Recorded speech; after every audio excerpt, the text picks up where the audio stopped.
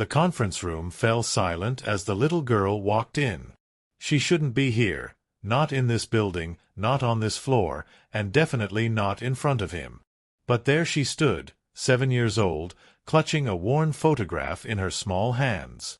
Her eyes, those unmistakable gray eyes, locked onto Dante Romano's face. "My mama said you're my father."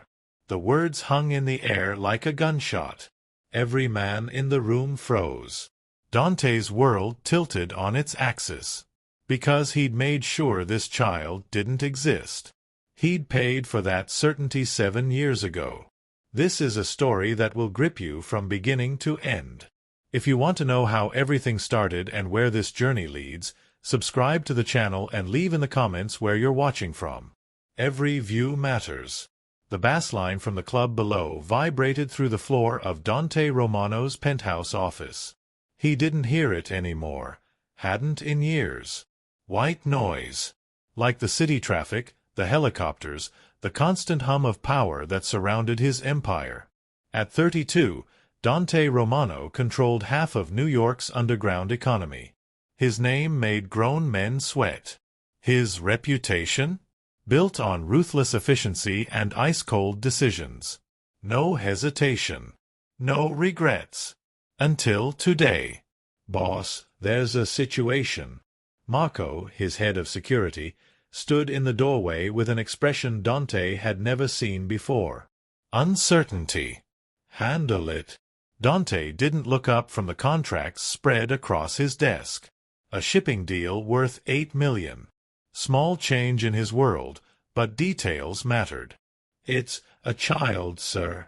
Now Dante's eyes lifted. Sharp. Predatory. A child. A little girl. She walked past every security checkpoint like she belonged here. Just walked right in. "When we tried to stop her," she said, Marco's voice cracked slightly. "She said she's here to see her father. She asked for you by name." The pen in Dante's hand stilled. 7 years crashed back into his present like a freight train. Elena. The name he'd buried. The woman he'd paid to disappear. The pregnancy he'd handled. Bring her up. His voice came out colder than he intended. A defense mechanism. Alone. Marco hesitated. "Sir, she's just a kid." "I said alone." 5 minutes felt like 5 hours. Dante stood at the floor-to-ceiling windows overlooking Manhattan, his reflection staring back at him. "That makes you my responsibility." The words came out harsh. Factual. "But understand something, Lily. I'm not your father because I choose to be. I'm your father because biology decided it. There's a difference." It hurt. God, it hurt worse than anything since Mama died. But Lily lifted her chin, that Romano stubbornness she didn't know she'd inherited. "Mama said you'd say something like that." She reached for the bag of clothes. "She said you build walls because you're scared. But she also said the biggest walls hide the softest hearts." Dante's jaw tightened. "Your mother didn't know me. She knew you enough to keep me." Lily pulled out a soft sweater from the bag, cashmere, though she didn't know the word for it. "She said I have your eyes. Your stubbornness. Your," she paused, remembering Mama's exact words, "your infuriating ability to make the hard choice look easy." Something flickered across Dante's face. Pain, maybe. Or memory. "Your mother made the hard choice too." His voice dropped lower. "She kept you when I paid her not to. When I made it clear I wanted no part of—" He stopped himself. "She chose you over money. Over an easier life." "I know." Lily folded the sweater carefully. "She told me everything before she died. About the money. About you not wanting me. About the clinic." Dante's eyes widened fractionally, the first crack in his armor. "Then you know what kind of man I am. I know what kind of man you were." Lily met his gaze directly. Mama said people can change. She said you just needed a reason to. Before Dante could respond, his phone buzzed. He glanced at it, and his entire demeanor shifted. Every muscle tensed. Stay here. Lock the door. Don't open it for anyone except Marco. The command came out sharp. Urgent. What's wrong? Rivals know you're here. They move fast. He was already at the door. This building is a fortress, but... Are we in danger? Lily's voice stayed steady even as fear crept up her spine. Dante paused in the doorway. For the first time, she saw something other than coldness in his eyes. Concern. Not while I'm breathing. He pulled a phone from his pocket, a different one, prepaid and anonymous-looking. This is programmed with one number. Mine. Something happens, you call. Understood. Lily took the phone. It felt heavy in her small hands. Understood. He left without another word, but she heard him bark orders to Marco in the hallway. Double security on this floor. No one gets past the elevator. I don't care if the building's on fire, she doesn't move. Lily walked to the window, staring out at the glittering city below. Somewhere out there, people wanted to hurt her. Use her. Because she was Dante Romano's daughter. I'm not going anywhere, Piccola. Not anymore. The line went dead. Lily pressed her ear against the steel door. More gunshots. Shouting. Then, silence. Footsteps approached the panic room. A knock. Lily's breath caught. Lily. It's me. It's over. She recognized the voice but hesitated. Mama had taught her to be careful. What did I call you when you couldn't sleep? She called through the door. A pause. Then, you said Piccola. Italian for little one. My father used to call me that. His voice cracked slightly. Open the door, Lily. Please. She unlocked it. Dante stood there, suit jacket gone, shirt stained with blood, not his, she hoped. His gray eyes were wild, desperate, and when he saw her, something in him broke. He dropped to his knees, pulling her into his arms. I thought, his voice shattered. When they broke through, I thought. Lily wrapped her small arms around his neck. He was shaking. This powerful, terrifying man was shaking. You kept your promise, she whispered. You didn't die. Never again. The words came out fierce, almost violent. Never again will I let anyone threaten you. Do you understand? You're mine now. My daughter. My blood. And I protect what's mine. For the first time since Mama died, Lily felt safe. Mama was right about you, she said softly. You do have a soft heart. You just hide it really, really well. Dante pulled back just enough to look at her. His eyes glistened. Were those tears? Your mother was a fool for believing in me. But he said it gently, almost reverently. But thank God she was. Behind them, Marco cleared his throat. Sir, police are on their way. We need a story. Dante stood, lifting Lily with him. She wrapped her legs around his waist, refusing to let go. The truth, Dante said simply. This is my daughter, Lily Romano. Anyone who has a problem with that can take it up with me directly. Lily Romano. He'd given her his name. As sirens wailed in the distance and the first rays of dawn broke over New York City, Lily understood something profound. She hadn't just survived that abortion 7 years ago. She'd survived to save them both. The media storm hit like a hurricane. Mafia boss's secret daughter, screamed the New York Post. TMZ had grainy photos of Dante carrying Lily from the building after the attack. CNN ran a special, The Child Who Changed the Romano Crime Family. Lily watched it all from the safety of a new penthouse, different building, triple the security, bulletproof everything. Dante had moved them within 48 hours. You don't have to watch that garbage. Dante took the remote, switching off the television. He'd barely left her side since the attack. Business meetings happened in the penthouse. Calls were handled on speaker so he could watch her. He even slept in a chair outside her bedroom. It was suffocating and comforting in equal measure. They're saying mean things about you. Lily looked up at him. That you're a criminal. That you hurt people. They're not wrong. He sat across from her, elbows on his knees. I am a criminal, Lily. I do hurt people. The question is whether you can live with that truth. She'd been thinking about that for 3 days. Since the attack. I won't make that mistake again. You're my daughter, Lily. And I'm done pretending that doesn't mean everything. Boss, the feds are downstairs, a voice crackled through the intercom. They have a warrant for Lily's protective custody. Dante's jaw clenched. Then he pulled out his phone, dialing a number he probably never thought he'd call. Robert, it's Dante Romano. Yes, I know what time it is. I need the best family lawyer in New York at my penthouse in 20 minutes. And Robert.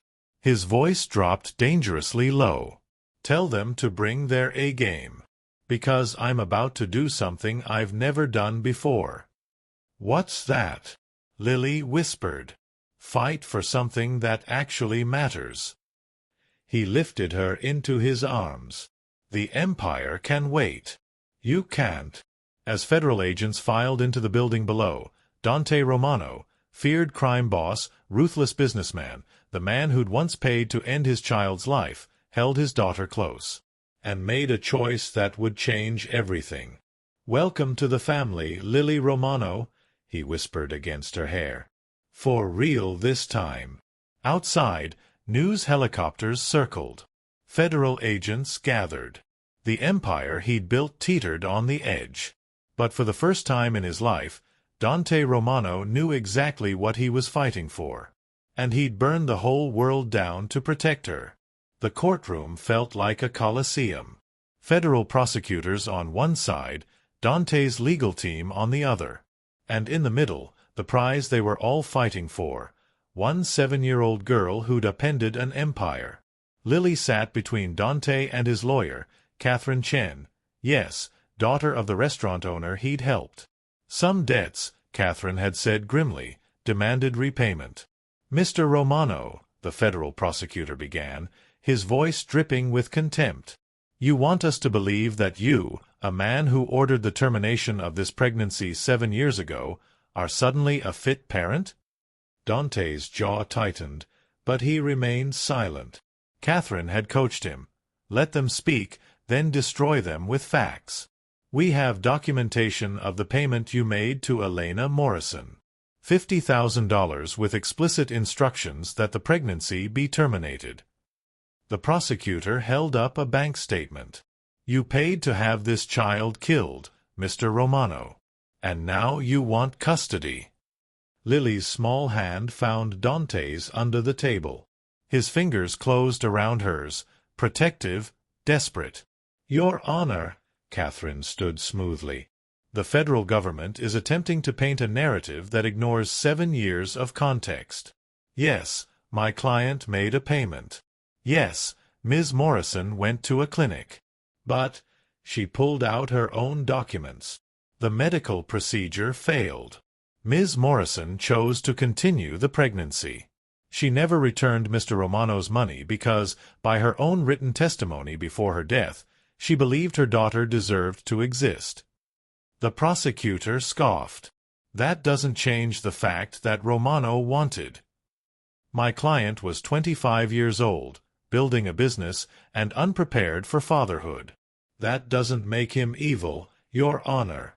It makes him human. Catherine's voice rang clear.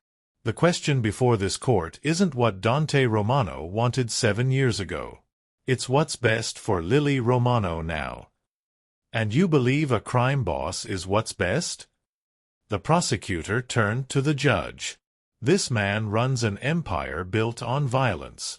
His hand rested on her shoulder. You're asking this court to look past your criminal history, your violent profession, your attempt to terminate this child's existence. Why should I? Dante looked down at Lily, then back at the judge. Because 7 years ago, I made the worst decision of my life. I chose power over love, control over vulnerability, fear over hope. His voice roughened. Her mother saw something in me I couldn't see in myself. She believed I could be better. She kept our daughter because she had faith in a future I couldn't imagine. He knelt beside Lily's chair. I can't undo what I did. I can't bring Elena back. I can't erase my past or change what I am. But I can. His voice broke. I can try to be the father Elena believed I could become. The father Lily deserves. Your Honor, I'm not asking for forgiveness. I'm asking for a chance to earn it. The courtroom held its breath. The judge looked at Lily, at Dante, at the prosecutors and lawyers, and evidence spread before him. This court recognizes that Dante Romano's past is complicated. His profession is illegal. His methods are questionable. The judge's voice filled the room. But this court also recognizes that a child who survives against impossible odds, who crosses a city alone to find her father, who stands before us with courage and clarity, that child's voice matters. Lily gripped Dante's hand so hard her knuckles went white.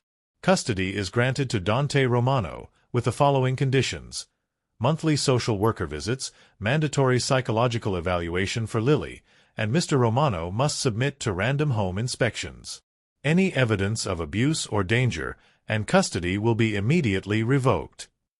The gavel fell. Court dismissed. Lily launched herself into Dante's arms. He caught her, holding her so tight she could barely breathe. His shoulders shook. "We won," she whispered against his neck. "We won, Papa." The word, Papa, broke him completely. Catherine turned away to give them privacy. Mrs. Chen smiled knowingly. Even the prosecutor looked conflicted as he packed his briefcase. "Thank you," Dante said against Lily's hair. "Thank you for existing, for surviving, for finding me. Thank you for choosing me." She pulled back to look at him. "Mama was right. You just needed a reason to be good. I'm not good, Piccola." He wiped her tears with his thumb. "But I'm yours. And that's enough." 5 years later, the rooftop garden of the Romano estate bloomed with life. Lily, 12 now, gangly and fierce, practiced her Italian with Marco while Dante watched from the doorway. The empire had changed. Tenter novamente vi continuard. Reformed. Legitimate businesses replaced the illegal operations, slowly, carefully, but steadily. The Romano name still carried weight, but now it was attached to construction companies, restaurants, security firms. Legal. Clean. Well, mostly clean. Old habits died hard, but Dante was trying. For her. "Papa." Lily called out, switching effortlessly from Italian to English. "Marco says you used to be terrible at languages. How did I get so good at them?" "Your mother." The answer came easier now. 5 years of therapy had taught him to speak Elena's name without flinching. She spoke 3 languages. Worked as a translator before. He trailed off. Before she had to take minimum wage jobs to raise their daughter alone.